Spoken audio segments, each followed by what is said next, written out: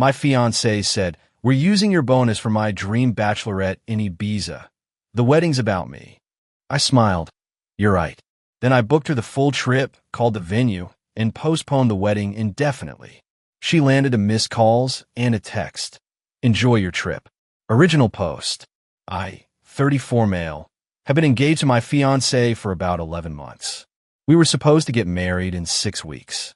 Notice the past tense. Let me give you some background because context matters here. I work in corporate finance. Not Wall Street glamorous, but solid middle management at a regional firm. I've been there 8 years, worked my way up, and this year I finally hit a milestone that triggered a performance bonus I've been working toward for literally 3 years. $18,500 after taxes. That money was earmarked for a very specific purpose, the down payment on a house we'd been looking at. We discussed this multiple times. It was the plan. My fiancée works in event planning. She's good at her job, makes decent money, but she's also got expensive taste. When we first started dating, I thought it was charming. She knew what she wanted and wasn't afraid to go after it. 3 years later, I've realized there's a difference between knowing what you want and expecting everyone else to fund it. The wedding budget became the first real red flag, but I ignored it because that's what you do when you're in love and stupid. Her parents offered $15,000 toward the wedding. My contribution was supposed to be around $12,000. Somehow, over the course of planning, that number crept up to $19,000. Then $23,000. Every time I pushed back, I got the same response. "It's our wedding. Don't you want it to be special?" I wanted it to be special. I also wanted to not start our marriage drowning in debt. But I compromised. I always compromised. Then came the bachelorette party conversation. She'd been planning this trip with her bridesmaids for months.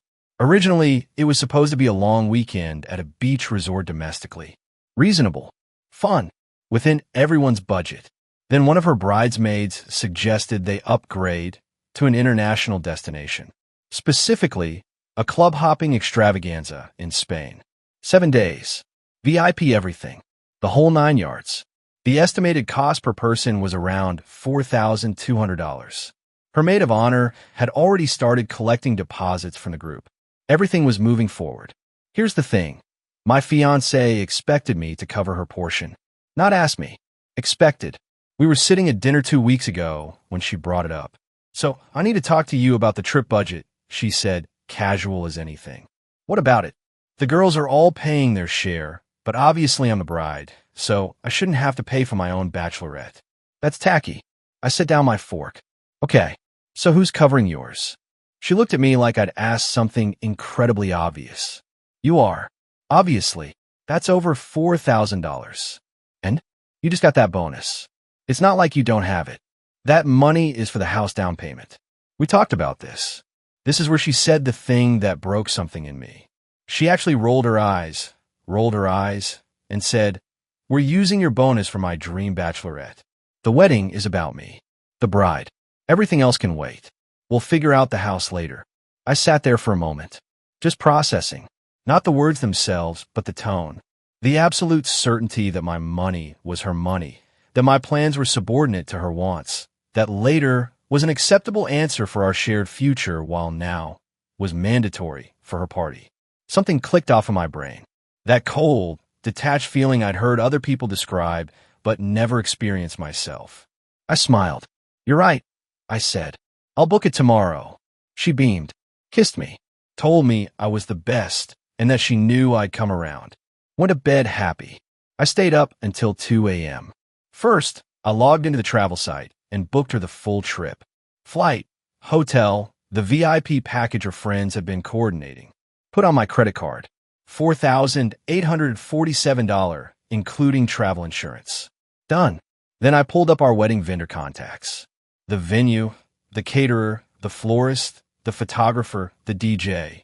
I drafted emails to each of them explaining that due to unforeseen circumstances, we needed to postpone the wedding indefinitely. I asked about their cancellation and rescheduling policies. Most of them required 30 days' notice for a full refund of remaining balances. We were at 42 days out. I was within the window. I didn't send the emails yet. I wanted to wait until she was gone. The next week was surreal. She was excited about the trip, talking about outfits and clubs and Instagram content. I nodded along, made appropriate sounds, helped her pack, drove her to the airport with her 2 local bridesmaids who were catching the same flight. "I'll miss you," she said, kissing me at the departure drop-off. "Have the time of your life," I said, and I meant it. She walked into the terminal. I drove home, and then I got to work. I sent the emails to every vendor, called the venue directly to confirm they received the postponement request. The wedding coordinator was confused, asked if everything was okay, if there was something she could do. I told her it was a personal matter, and I appreciated her understanding. Then I texted my fiancé. Simple message: enjoy your trip. The wedding is postponed indefinitely. We need to talk when you get back. Or don't. Your choice. I turned off my phone. She landed in Spain about 9 hours later. When she finally got Wi-Fi at the hotel, she had 31 missed calls from her mom, 14 from her sister, and my text. I know this because her maid of honor started blowing up my best friend's phone asking what the hell was happening. My buddy called me. I gave him a short version, and he just said, "Damn, good for you, man." The bridesmaids apparently had a crisis meeting in the hotel lobby while my ex-fiancé had a complete meltdown. They tried to get her on a flight home immediately, but she'd have to eat the cost of the remaining 6 days of non-refundable bookings. The trip I'd paid for. She stayed. Of course she stayed. It was already paid for. Update 1, 5 days later. She's back, and it's been exactly as chaotic as I expected. Let me fill in what happened while she was gone first. The vendor responses came in within 48 hours. Most of them were understanding. The venue agreed to hold our deposit as a credit for a future event within 18 months, no penalty. The caterer refunded 80% since we were outside their hard cutoff. The photographer was the nicest about it, said she'd seen enough weddings fall apart to know when to just process the paperwork quietly. The DJ was annoyed, but processed the cancellation. The floors tried to charge a fee, but I pushed back with the contract terms, and they backed down. All in all, I recovered about $16,400 of the $23,000 I'd put in. Not great, but not catastrophic. Her parents' $15,000 contribution had mostly gone to the venue and caterer, so technically they were the ones losing money on this. I felt a little bad about that. Her dad had always been decent to me. While she was in Spain, she tried calling me approximately 200 times over the first 2 days. I know because my voicemail was full when I finally turned my phone back on. The messages ranged from confused, "What is happening? Call me back," to angry, "You can't just do this," to threatening, "My mother is going," to destroy you, to weirdly calm, "Okay, I understand you're upset. Let's talk about this like adults." I didn't respond to any of them. Her mother called me once. I answered because I figured I owed her that much. "What have you done?" she demanded. "No hello. I postponed the wedding." You can't just postpone a wedding without discussing it with the bride. She told me the wedding was about her. So I figured the postponement could be about me. Silence. Then, "This is about the bachelorette money, isn't it? You're throwing away a 3-year relationship over $4,000. "No, ma'am. I'm reassessing whether I want to marry someone who views my income as her personal budget line." The bachelorette was just the moment I realized it. She hung up. Fair enough. The day my fiancée landed back home, she came straight to our apartment. I'd half expected her to show up while I was at work and pack her things quietly. Instead, she walked in at 7 p.m. while I was making dinner, dropped her suitcase in the hallway, and stood there with her arms crossed. "Explain yourself." I turned off the stove. "What would you like me to explain? You humiliated me. In front of all my friends. In another country. They all saw me fall apart. They all know you did this. I didn't humiliate you. I declined to marry you. There's a difference. We were 6 weeks from the wedding. And you told me my bonus, money I've been working toward for 3 years, was going to fund your vacation because the wedding is about you." So I agreed. The wedding is about you. And now it's not happening. She stared at me like I was speaking a foreign language. That's not what I meant."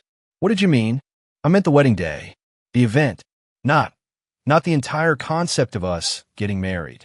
You spent the last year treating our wedding like your personal project that I'm bankrolling.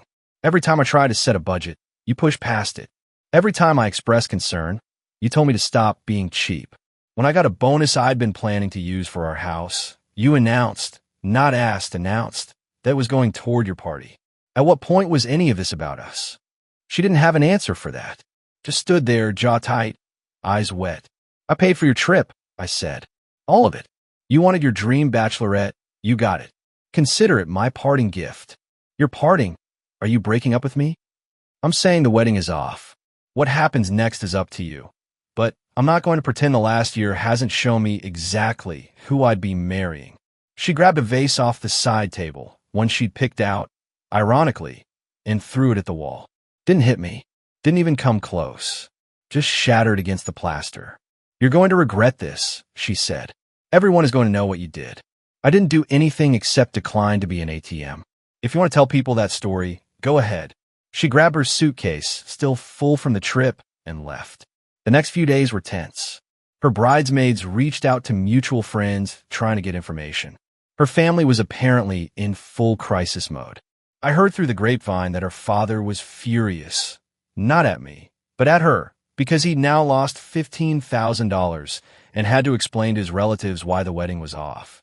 One of her cousins texted me out of nowhere. Just heard what happened. Between us, everyone in the family saw this coming except her parents. Sorry it went down like this. I didn't know what to do with that, so I just said thanks. Update 2, 2 weeks later. Things have gotten messy, but also clearer. First, she's been telling people her version of events.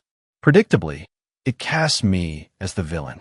According to her narrative, I abandoned her while she was on her bachelorette, canceled the wedding without warning, and have been emotionally abusive throughout the relationship. The emotionally abusive part stung, not gonna lie. I've never raised a hand to her, never screamed at her, never controlled where she went or who she talked to. But I guess declining to fund things counts as abuse now. A few of her mutual friends bought it initially.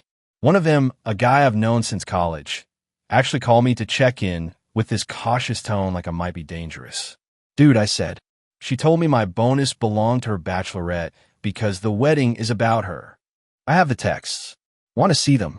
I sent him the screenshots. The conversation where she explicitly told me we were using my money for her trip. The part where she said everything else could wait. His response was a long pause, and then, yeah, that's a lot.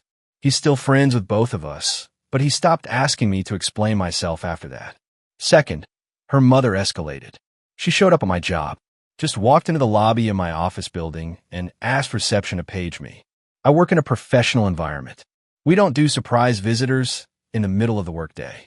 Security called up, and my manager, who'd already heard a sanitized version of what happened because I'd asked for a personal day after the breakup, came to my desk with raised eyebrows. There's a woman downstairs claiming to be your mother-in-law? Ex. Almost. She's my ex-fiancé's mother.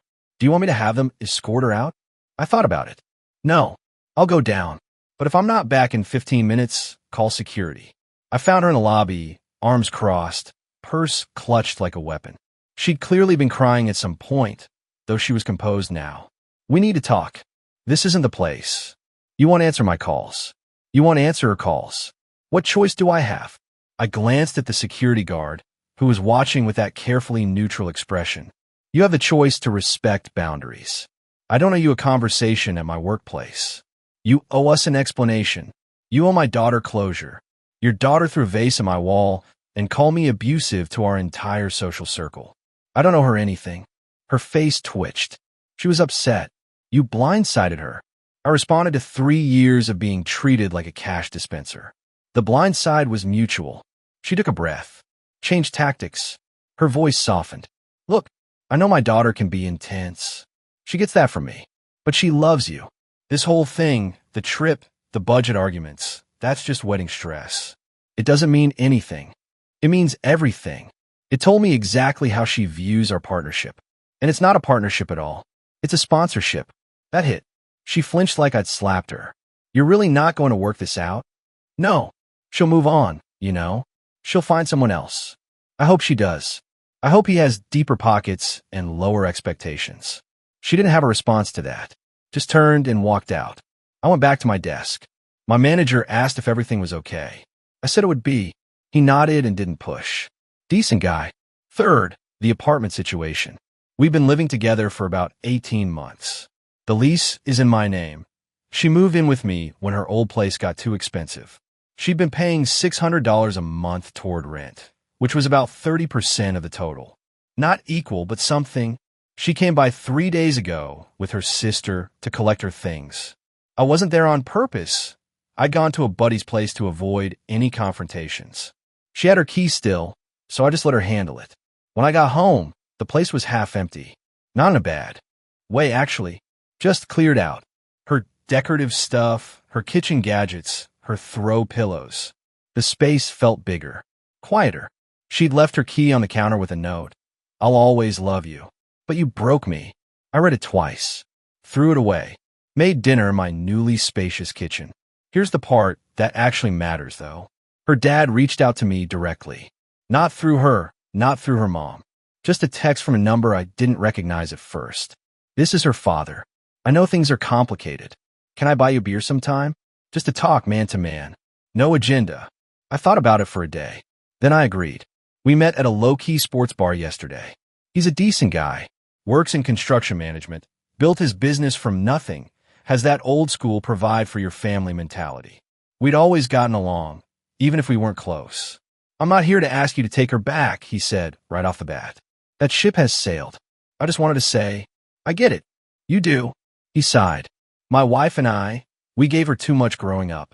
She was our only girl after 3 boys. We spoiled her. I see that now. The way she talked about your money like it was already hers. I heard some of those conversations.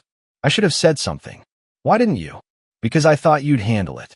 You seem like the kind of guy who'd push back. When you didn't, I figured maybe it wasn't as bad as I thought. Or maybe you were just different from me. I pushed back. Eventually. Yeah. He finished his beer. The wrong way, maybe. But you pushed back. We sat in silence for a bit. Then he said, for what it's worth, I'm sorry.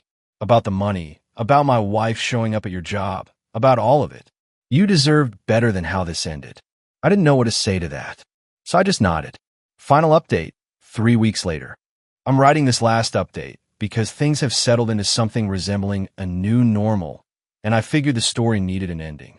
My ex-fiancée moved back in with her parents. Temporarily, according to the family grapevine. She's been looking at apartments, but the combination of her portion of the canceled wedding costs, which her parents apparently expect her to repay over time, and the general expense of starting over has put her in a tough spot financially. I don't feel good about that. I don't feel bad either. It just is what it is. She sent me a long email about a week ago. I almost didn't read it, but curiosity got the better of me. It was interesting. Not an apology exactly, more like an explanation. She talked about growing up as the youngest, about always being taken care of, about how she genuinely didn't see anything wrong with expecting me to provide for her in the same way her parents had. She said the bachelorette argument was a wake-up call that came too late. Then she said something that stuck with me. I thought being provided for was the same as being loved. I think I was wrong about that. But I also think you could have told me instead of just leaving. She's not wrong. I could have. I chose not to. Maybe that makes me the bad guy in some tellings of this story. I ambushed her. I waited until she was in another country to drop the bomb. I could have had a hard conversation instead of a dramatic exit. But here's the thing. I tried the hard conversations. For a year. Every budget discussion, every pushback, every attempt to set boundaries. She dismissed them all. Told me I was being cheap. Told me to stop worrying. Told me the wedding is about her. At some point, talking stops working and action is all that's left. I didn't respond to her email. There wasn't anything left to say. As for the practical stuff, the apartment is officially just mine again. I changed the locks after she returned her key, not out of paranoia, but because my building recommends it after any cohabitation ends. Smart policy. My bonus money, what's left of it after the trip I paid for, is sitting in a savings account. I'm not ready to think about house hunting again. Maybe in a few months. Maybe next year. There's no rush now. Work has been fine. My manager checked in once more. I told him the situation was resolved, and we moved on. The people who matter know the truth. The people who don't can believe whatever version they've heard. Her family has mostly gone quiet. Her mom sent one more email, which I deleted without reading. Her brothers apparently told her to let it go. Her dad and I haven't spoken since the bar. but I wouldn't be opposed to grabbing a beer again someday. He seemed like he genuinely understood, even if he couldn't say it outright. The bridesmaids have scattered to their own lives. One of them actually sent me a DM on Instagram a few days ago. Said she was sorry for how things went down and that she'd seen some of the budget arguments firsthand over the planning process. Said she tried to tell my ex to ease up, but got shut down. I thanked her for reaching out and left it at that. As for me, I'm okay. Not great, not terrible, just okay. There's a weird grief in losing a future you'd planned for, even when you're the one who chose to walk away.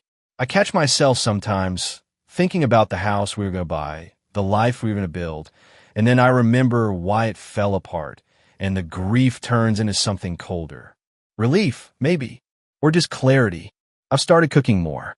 Sounds dumb, but when you're not splitting groceries or compromising on meal plans, you can just make what you want. I made a steak last night that was exactly how I like it. Medium rare, garlic butter, the whole thing. Ate it standing at my kitchen counter because I could. Small freedoms. They add up. My buddy asked if I was going to start dating again. I told him not yet. Maybe not for a while. I need to figure out what I actually want, not just what I'm willing to settle for. That's going to take time. But here's the thing I keep coming back to. I'm not angry anymore. I was for a while. That cold, focused anger that got me through the cancellation and the aftermath. But it's faded now, replaced by something quieter. Acceptance, I guess. She wanted a wedding that was about her. I wanted a marriage that was about us. Those two things were never going to coexist. Better to figure that out before the vows than after. Someone in the comments of my first post said something that stuck with me. You didn't cancel a wedding. You canceled a mistake. That's probably the most accurate summary of this whole mess. I don't know what happens next. That's uncomfortable, but it's also kind of freeing. For the first time in years, my future is just mine. I get to decide what it looks like. For now, that's enough.